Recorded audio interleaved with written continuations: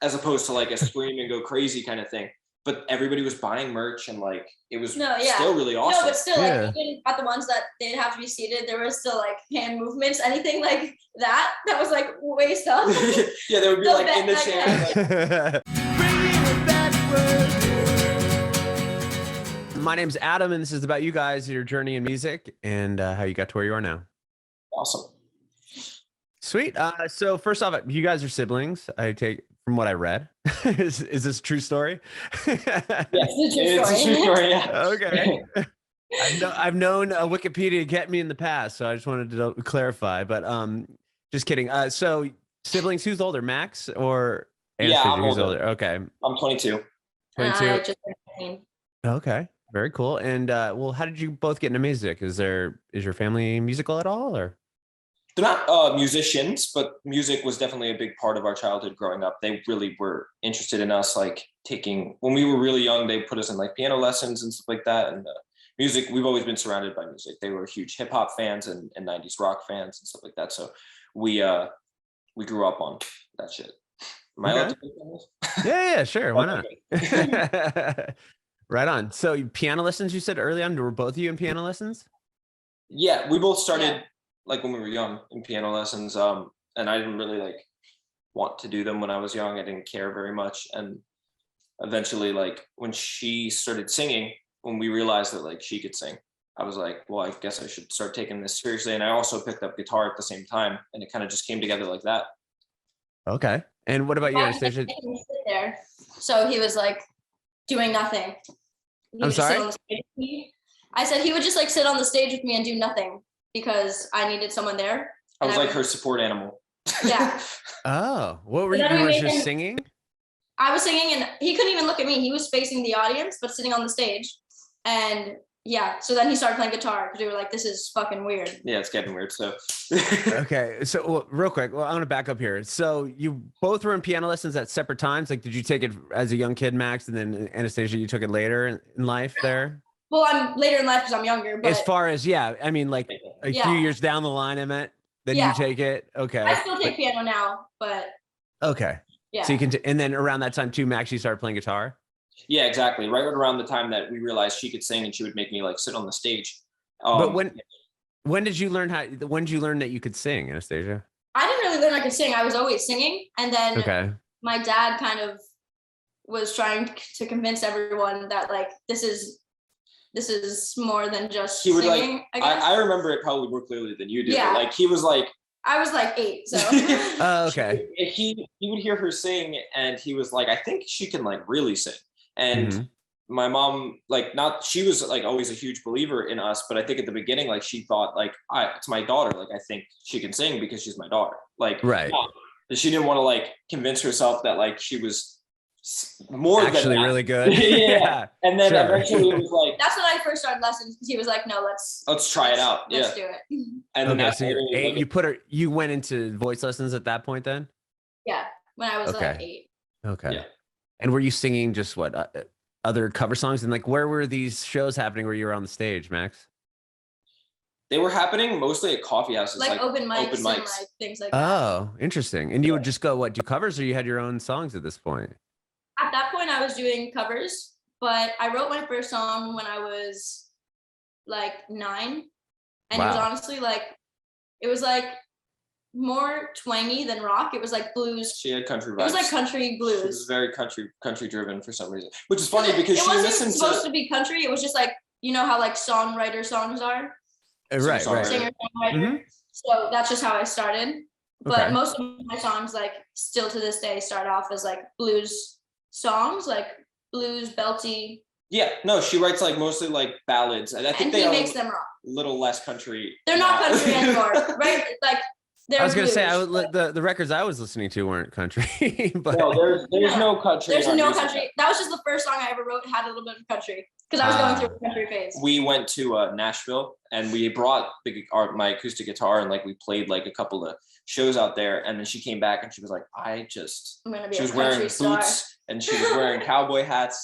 It was short lived. Yeah, it was like a couple months, but she was super into it. But if we're talking time frame wise. Okay. Well, you were from originally where? Florida? Yeah. Oh, what part of Florida? South Florida. South Florida. Yeah, What's yeah. it like growing up there? Was there a lot of music? I mean, Oh, Florida's yeah, huge, and there's like, I mean, pockets of where big bands have came out of. But yeah, yeah. okay. So we're from Boca, which is where Marilyn Manson's from. Oh, nice. And we kind of grew up around music because my parents were like, they're not musicians, but some of their best friends were musicians who were in like the local like Fort Lauderdale music scene. Okay. And so, well, our mom's best friend is our bassist now. she wasn't our bassist She then. wasn't our bassist then. She was our manager then. She was Oh, interesting. She was in different bands down there, so they were all like, our parents were involved in the music scene before us. And then Oh, she okay. was kind of the person, our bassist Nat Smallish. She was the person at that point who, like, after she was in a couple bands and then she stopped doing music for a little while, and actually pretty like good amount of time she stopped doing music for. And in between, she was like, I kind of want to like. She was managing a couple of like local bands, us being one of them, and she kind of helped us like get the whole beginning of our career started. And then once we found out that we were going on tour with Palais, we were actually like without a bassist at that point. And she was like, well, we were like, you got to do it. And so she just jumped in, and she's been our bassist since then. Wow. Okay. Well, I want to go back. Okay. So Florida, real quick. So when do you come to Nashville? Were you songwriting this time, or was this just like a family trip? I'm in Nashville area, but I'm so new to it. So I'm just curious, like, was this a trip here for like music, or was it We would just go like... there like a lot at this time when I was. I had a really close friend who lived out there, and we would go there like a lot. We would just go visit there. Yeah. It was like one of our main like places when we got away. We would go to Nashville. Oh, okay, cool. It wasn't like you weren't traveling here to like record a record or something No, like but that. we would play shows every time we went. We would play shows out there. Yeah. Okay. There's like the one place, it's like in a hotel, and it's like a famous open mic venue. I can't remember what it was. And we also went to the Bluebird one time. Yeah. Oh, wow. Yeah. That's cool. That's really cool. Okay. So once you start playing Anastasia and you're playing these coffee shops, at this point, are you playing guitar with her yet? Or you're not playing guitar with her, right, Max? But you could play guitar? So when we went to Nashville, I was already playing with her and stuff, but we were like, but prior to that, when she was doing those coffee shops, like early on, you said like, we have like we have videos of him like playing guitar at those shows too. The shows without him, with him just sitting on the stage, were like short-lived as well. That was like probably maybe a year. Yeah. Okay. Less than a year, probably like 4 or 5 shows that he would sit there. Yeah. And then we did like, and it was just because you just wanted the comfort up there, or I like was super so shy, like super shy. Okay. Like Gotcha. make people at the coffee house turn around while she's saying shy. Oh, that's awesome. Can you guys all turn around? I would like point at people and it was Don't look at me. Don't look at me. That's funny. And like you also have to realize like she was really young. Yeah. So she was like, and her at 8 looked like a little baby. Like she looked like an actual baby. Well, that takes a lot of courage. I mean, at any age to get up there, especially at a coffee shop when no one. I mean, that's a terrifying thing. When I got up there, I was belting Going it out. for it. I was fucking going for it. I think that's a big part of why you're not shy.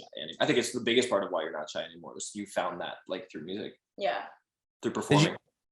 Did you have any, like Max, just being the older brother, did you want to play in the band with your sister? I mean, I don't know if it's a weird question, but I was just curious. Like maybe you were like, I don't really want to do that. I want to, play with my friends or whatever. I don't know. I never like really like thought about it. I was kind of just like, we did it like once or twice, and then it was just like that way forever. Then it's It was weird. Like it kind of never like felt like there was any like question, right? Like it kind of just happened, like, and then that was like it. We were like, people like this, okay.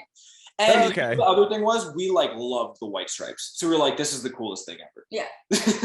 All right. Okay, cool. Yeah. And when do you start writing songs? Like how, like in what, so the band forms how many years, like a few years later? Like tell me the progress of like going from coffee shop to then you joining as guitar player, piano player, and then where it kind of led from there. Yeah, we did like open mics and covers and stuff like that. And we started introducing like some songs that we both wrote into the set a little bit by the time you were like 11. And then the songs that we actually ended up playing and became like haunt songs when we added like a drummer, that all happened at like 12, when she was 12. Yeah. Wow. That's incredible. Yeah, the band we were playing out at real venues when I was 12. Yeah. And we spent, for some reason, like we waited like 3 years we tried like a couple times with different producers to like record a record, and it like failed miserably because everybody wanted to like make her into a Disney star. Yeah, like our song on our EP, The Haunt, All Went Black, was written when I was 12. Really? Yeah. Whoa. Okay. So you're writing like, yeah, these songs at 12, and every time you'd go into a studio, they'd be like, no, you should do this pop song. And, you know, or they would take her songs and turn them into that, which was even worse. Oh, interesting. It was like a year of going to different, or like 2 years of going to different people at different studios that all did the same thing. Yeah. Wow. It was weird, and we had people like trying to like lock us into these weird contracts and stuff, like producers trying to lock like us. when you're young, and they were like really trying to take advantage of like what they could do with the project. And we kind of just like said fuck that, and we just waited for a while until like the right guy came along, and we kept hearing his name, Josh Diaz, and then we like co-produced the record together, me and him. And when we made the record, you were like 14. 14, and so like, it was released when I was like 15, I think. Yeah. So you're like, I don't know. Yeah, I was like 17. 18. Yeah. That's so crazy. You're playing shows at 12, and you were what, 15, Max? Yeah, exactly. I mean, that's still so young. Both of you so young to be playing. Like, we would play like and like a lot of the shows were like on weekdays and stuff, and we went to the same school, and so we would like we would like leave school, drive to Miami, because that's where the main scene was at that time. It's moved up now. Fort Lauderdale, Boca now like have their own music scenes, but back then it was Miami. And we were playing like Churchill's, which I don't know if you've ever heard of it, but it's like where Marilyn Manson like made his bones playing that venue. It's like the grimiest CBGB like Miami. Really? I've read like his books, but I don't. It's been so many years, I don't recall. Yeah, and I don't even know if you referenced it, but it is like known in the area that like Marilyn Manson used to play there, and it was like a lot of the venues I would play down there too. I would have to play and then get out. Yeah. Oh yeah, I bet. Yeah. Like, could you stay? I mean, even at 15, you probably couldn't stay in. They didn't really care. They didn't really care as much about me. I think they were like worried about the liability with her being like, she looked like an actual child. They're like, you're not really 12. Oh, wow.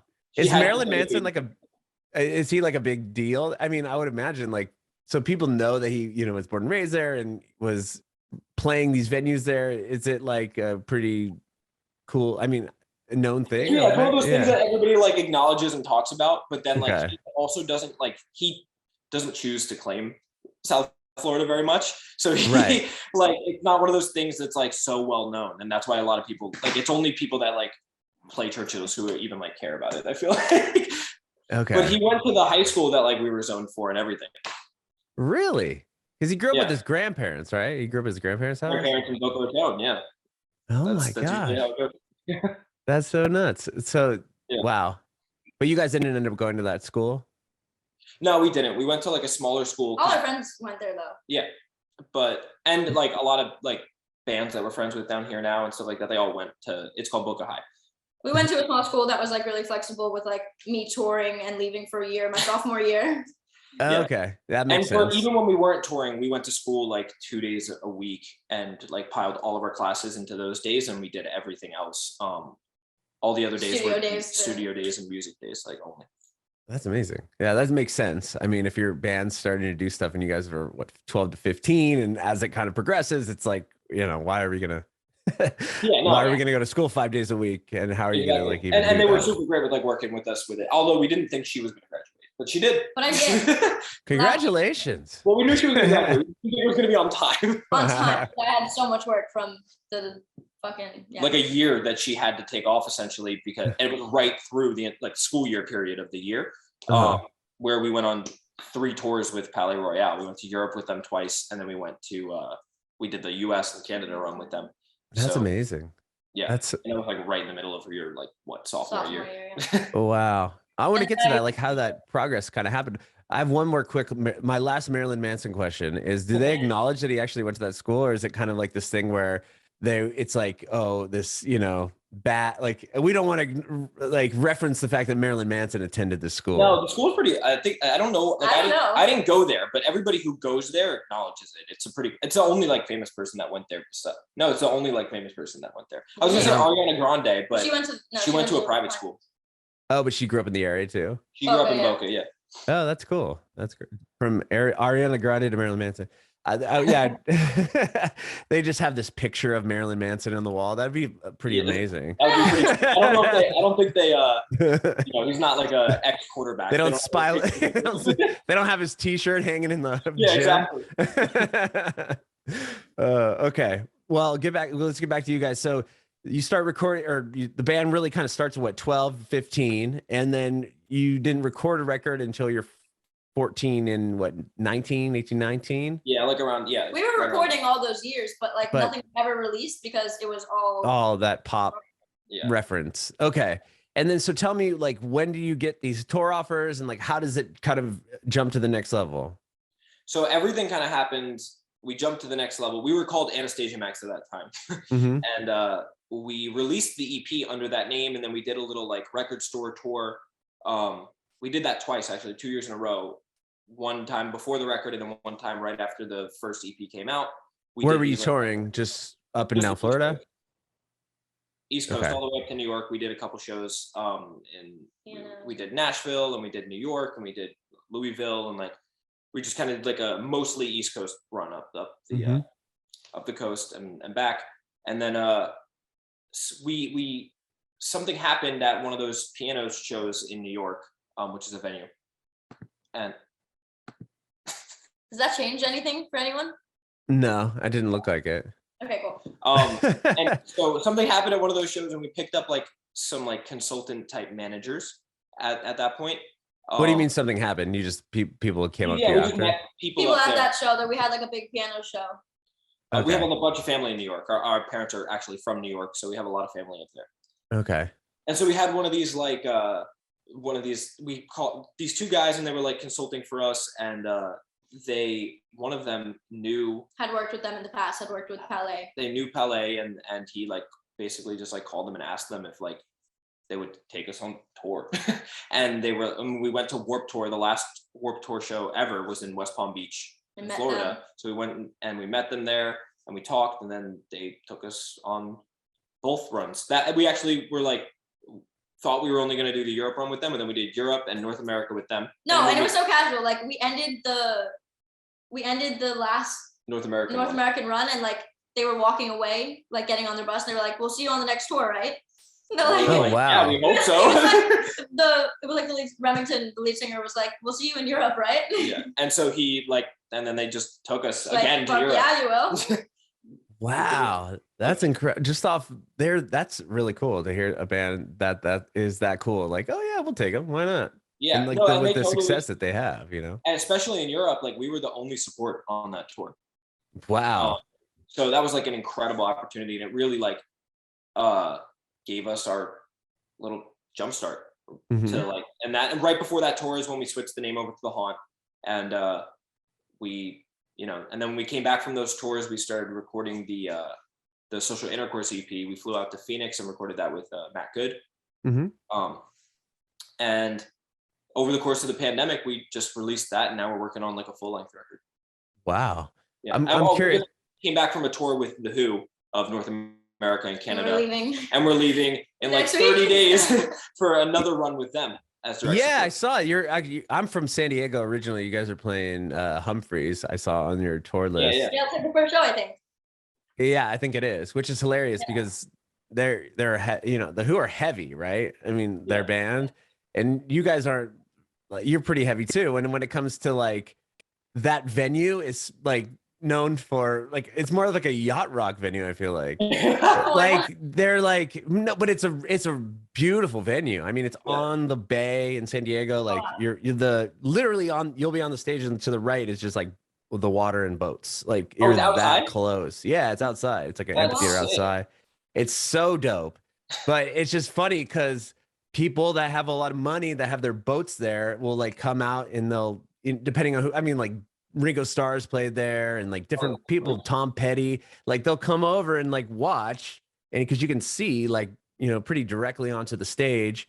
And like just the fact that there's bigger and like heavier bands playing at this venue now is just funny for me to look and see. But I was looking at other bands that were coming there, and I'm like, okay, well, I get it. Like it fits now that with the tour, but it's just funny to think like when I lived there and when shows would come through there, it was never a show like that would ever Yeah, it sounds like be at like the way you're Humphreys. describing it, it sounds like a Tommy Bahama venue, like It is. No, legit. That's Yeah. what it is. That's what it reminds me of. So that's just cool that you guys are playing there. I thought that was awesome. Yeah, we've played a really cool, like interesting venues with them. We played, as a rock band. We're like a more traditional type of rock band than they are. We put on like a show, and Right. But it's a band, and so they are more comfortable playing in like more strange venues. I feel like for this, like seated theaters, and that was something we had to Because get. theirs is like a whole thing. It's like a whole It's like a show. It's like a show. It's yeah. crazy. It's like a whole.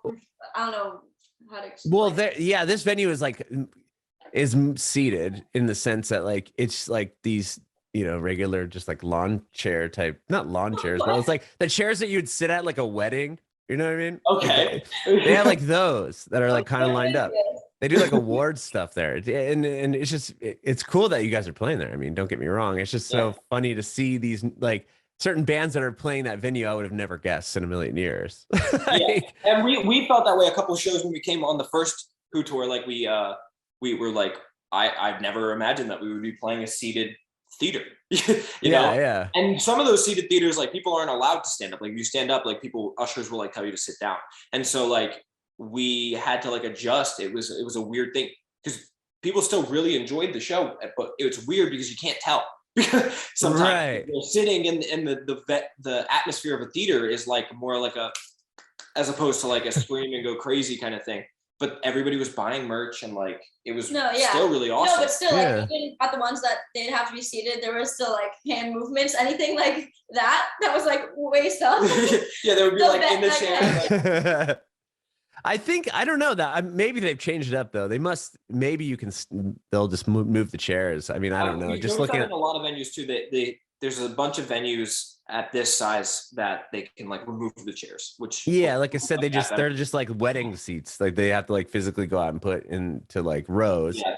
But I wouldn't be shocked if it was just like open grass and people could just do what they're gonna do. But it's a cool spot. You guys are gonna be like, whoa, like this is really rad. Cause I mean you're literally looking at the ocean from the side of the stage. So and we're coming through Nashville too. Yeah, I did see that as well. So that's amazing. I want to get to that tour, but I want to talk to you guys about that first tour you did Europe on the first tour, right? Yeah.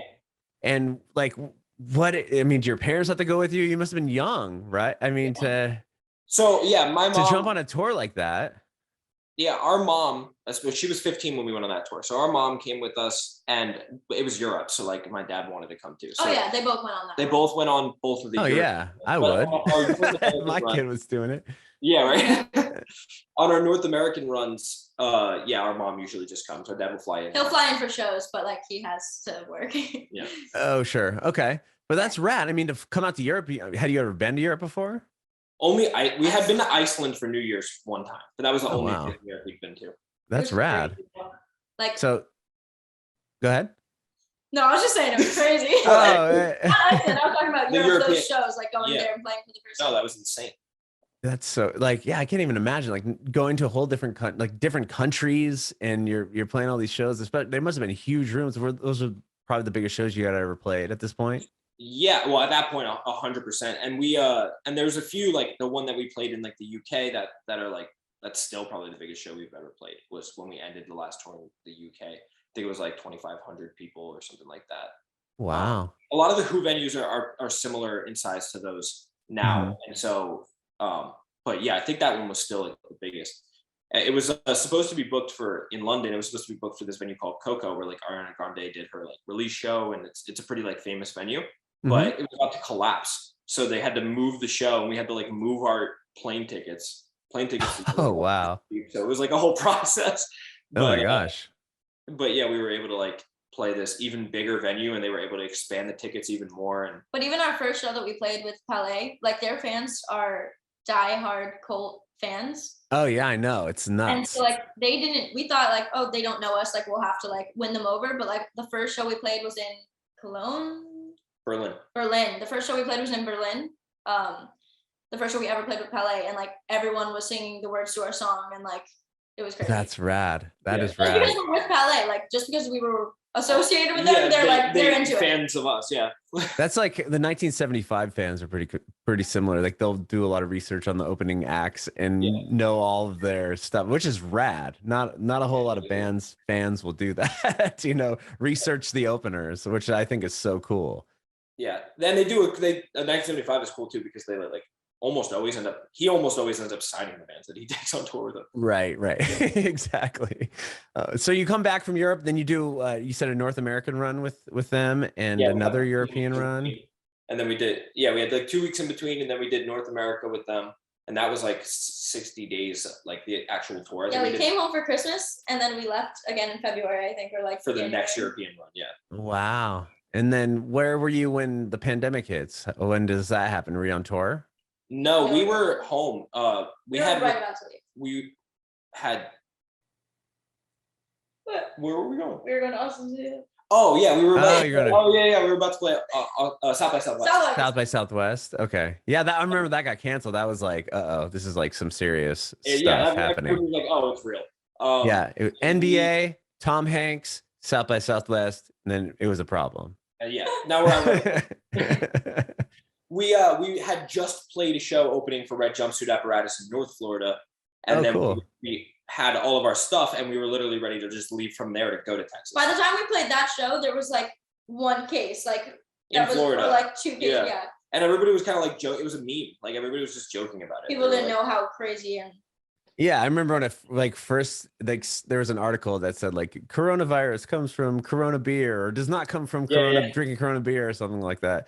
And at that point, I'm like, what the hell are they talking about? And like weeks later, it was like, oh, okay, this is like real life. A thing.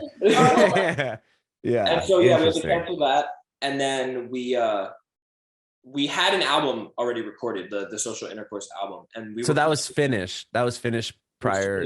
Okay. It was mastered, and we were kind of just waiting to release it, and we were like, we're not gonna like. They said 2 weeks, right? So we're like, we're not going to release it. And then it was like a month, and then it was 2 months, and everybody was like, okay, this is not going away.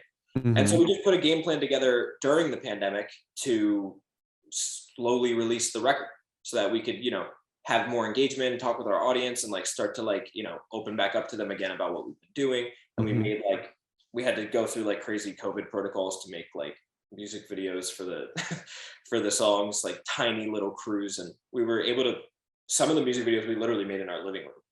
Really? Yeah. And there was like we were taking it super seriously, but then our drummer, Nick, his family was like on super lockdown. And we were like on lockdown. Like we were not like, I don't being want not safe. Right. Yeah, no, I see. Yeah. People were just taking it a little bit more we had serious like, a lot of people in our house because our house is already me, him, my mom, our dad. Yeah. And we have like his girlfriend. I had a boyfriend at the time, and it was like all in one house. We were all in the same bubble. Our cousin, our tour manager was with us for a while because he couldn't go back. After South by Southwest was canceled, he was with us, and we weren't going to send him to the place where COVID was the worst. Yeah. Like, go home to The Walking Dead in LA. So he was in LA. Okay. Yeah. Wow. We were in one house and just. It felt like all in it together. This is from San Diego. You might not like have something like this, but like in Florida, we have hurricane parties, and it's we didn't have that.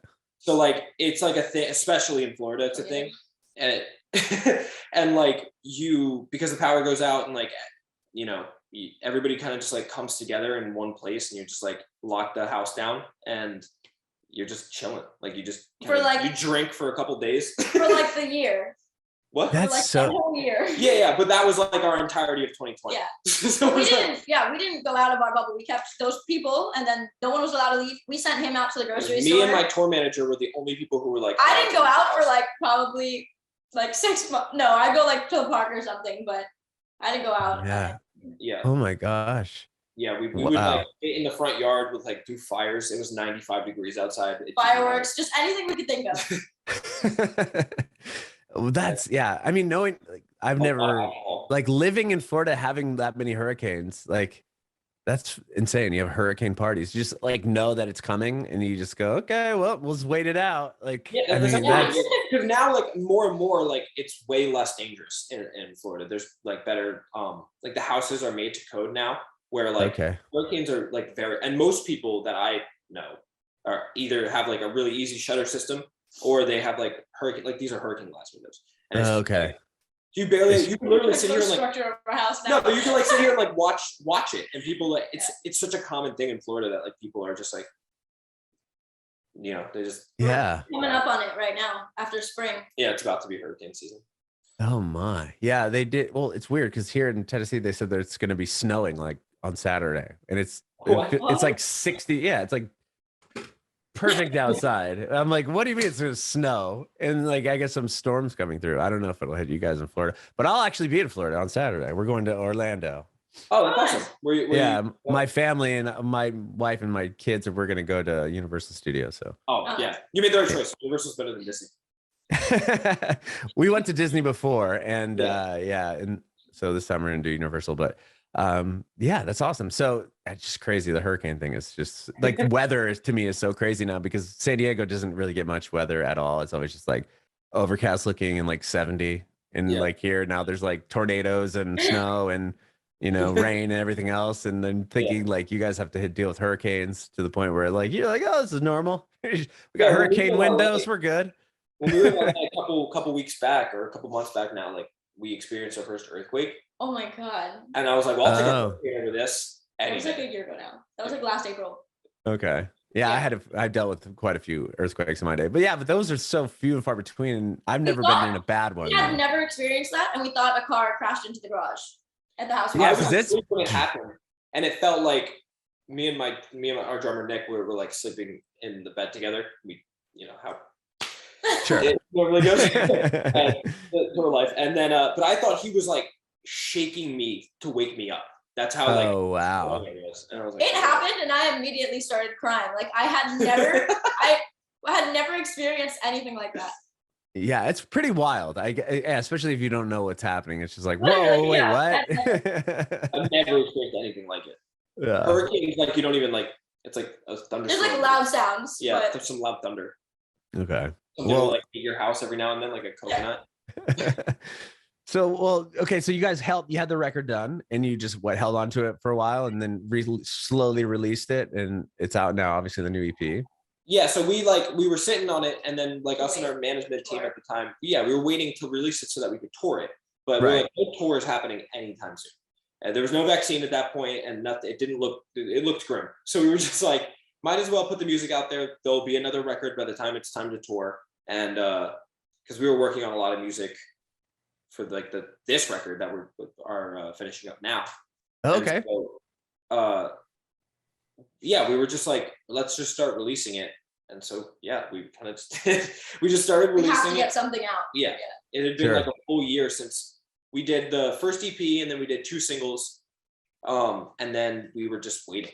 And we were like, we can't wait any longer. Like, we have to put stuff out. So we started putting all the songs on the EP out as singles and made some like COVID-friendly music videos, and everything kind of like started. It really started to like, no one was releasing music at that point, which was really cool because it was like an open world for us to just like release music into. And All Press picked up our first release, and that's amazing. It was really cool, and we were able to like really start building our audience back up again for when the world opened back up. And then you're just committed at that point. I just learned production and me and our drummer produced like half the songs on the record for this new record that's coming out, and we did half the songs with Kevin Thrasher, and our manager Brandon Friesen did a couple songs on the record too. That's amazing. And when and the record is, you said it's not done yet, but it's almost finished? It's basically done. We have like a couple last things to tie up, but it's pretty close. Yeah. Very cool. That's exciting. Yeah, we're super excited about it. We can't wait. This is definitely my favorite thing that we've done. Yeah, me too, for sure. Are you guys playing any of the songs on the road or no? Yeah, we're playing a couple of them. I think we're playing 3 of them. Yeah, 2 of them. Huh? 3 of them. 3 of them. Okay. Oh, sure. 3 of them. Awesome. Well, the tour kicks off April 16th and you're playing San Diego Humphreys. That's so awesome. Yeah. And then you're coming through here. I'm looking at your schedule now. So May 9th. May 9th, Canary Ballroom. So that's yeah, awesome. Yeah, I'll be in Nashville for my birthday. We should party. Yeah, when's your birthday? My birthday's May 10th. Oh, very cool. Yeah, so you'll be because you're playing the night before, and then you have a day off for your birthday, and then it looks like you're going to be in. I'm off on my birthday. Yeah, and then you're playing Louisville the next day. So awesome. Yeah, let's do something. So I'll definitely come to the show. That's awesome. Awesome. And I appreciate you guys doing this interview. Thank you so much. Of course, yeah. Thank you for having me. Yeah, one more quick question. And I want to get an answer from both of you if it's cool. I want to know if you have any advice for aspiring artists. You go first, but yes, we do have advice. Learn to do as many things for your own music as possible. Like when we were super reliant. We love the records that we made with Josh Diaz, and we love the records that we made with Matt Good.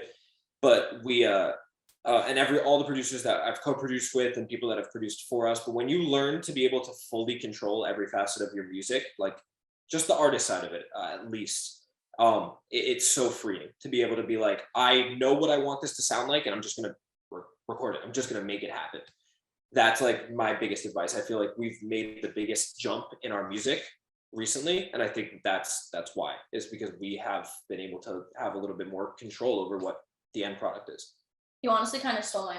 Oh, that was yours? Just having control. I'm actually going to can I just expand on that? I'm going to piggyback? No, you're not allowed to. Of course. Okay, no, but how about like this? Don't let anyone try to control what your sound is. Like when we were young and starting off, I feel like people were trying to tell us like, do you really know what you want? Because yeah, you're 12. You don't know what you want. You're 12, yeah, you don't. But we definitely did know what we want, and we are it now, which is amazing. So just somebody just keep, I don't know. Yeah, you know what you want. You just gotta find it and stick to it, and don't let anyone tell you to not be it. Yeah.